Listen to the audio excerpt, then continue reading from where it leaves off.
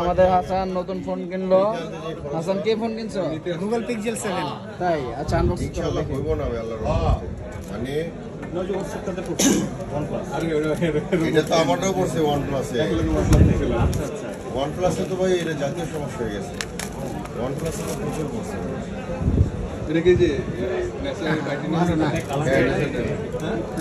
আস্তে তুমি তো তাড়াহুড়া করো।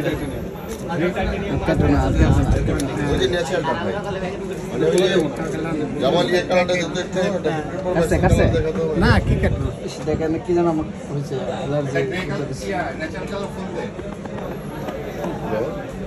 অ্যালার্জি দিকে ভাই।